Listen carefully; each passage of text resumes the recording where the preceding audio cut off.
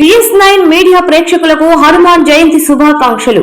తెలుగు రాష్ట్రాల్లో హనుమాన్ జయంతి సందర్భంగా పలు ఆలయాలు భక్తులతో కిటకిటలాడుతున్నాయి. కొండగట్టు ఆంజనేయ స్వామి వారి దేవాలయంతో పాటు దక్షిణ అయోధ్యగా బాసిల్లుతున్న భద్రాద్రి శ్రీ సీతారామచంద్ర స్వామి వారి దివ్యక్షేత్రంలోనూ హనుమాన్ దీక్షా పరులతో పురవీధులు ఆలయాలు కిటకిటలాడుతున్నాయి. ఉమ్మడి రాష్ట్రంలోని వివిధ ప్రాంతాల నుండే కాక సరిహద్దు ఛత్తీస్గఢ్, ఒరిస్సా ప్రాంతాల నుంచి కూడా భద్రాచలం శ్రీ సీతారామచంద్ర స్వామి వారి సన్నిధికి ఇరుముడి వితరణ చేసేందుకు హనుమాన్ దీక్షాదారులు రావడంతో ఆధ్యాత్మిక శోభను సంతరించుకున్నాయి. తెల్లవారుజాము నుంచే భక్తులు క్యూ లైన్ లో స్వామివారి దర్శనానికి ఇరుముడి విరమణకు బారులు తీరారు. ఆలయంలోని అర్చక వేద పండితులు హనుమాన్ దీక్ష పరుల దీక్ష విరమింపజేయించి స్వామివారి దర్శనానికి పంపిస్తున్నారు. జై శ్రీరామ్. మన దక్షిణాయోధ్యగా పేరుగాంచిన భద్రాచల క్షేత్రంలో మనకి ఈరోజు హనుమాన్ జయంతిని పురస్కరించుకొని మనం ప్రత్యేకంగా ఏర్పాట్లు చేయటం జరిగింది.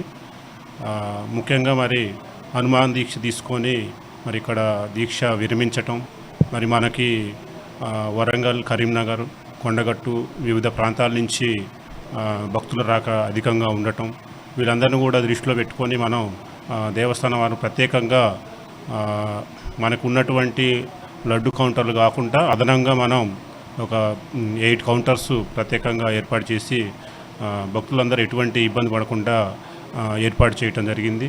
అదేవిధంగా భక్తుల దర్శనార్థం కూడా ప్రత్యేకంగా క్యూ లైన్లు ఏర్పాటు చేసి వాళ్ళందరికీ కూడా క్యూ లైన్లో వాటరు, మరి ఎండ తీవ్రత ఎక్కువగా ఉన్న దృష్ట్యా వాటరు మరియు మన మజ్జిగ వితరణ మనం పంపిణీ చేయడం జరుగుతుంది. కావున భక్తులు మరి దేవస్థానం ఏర్పాటు చేసిన ఈ సౌకర్యాలన్నీ కూడా వినియోగించుకొని మరి హనుమాన్ జయంతి సందర్భంగా స్వామివారి కృపకు పాత్ర కావాల్సినదిగా కోరుచున్నాము. జై శ్రీరామ్.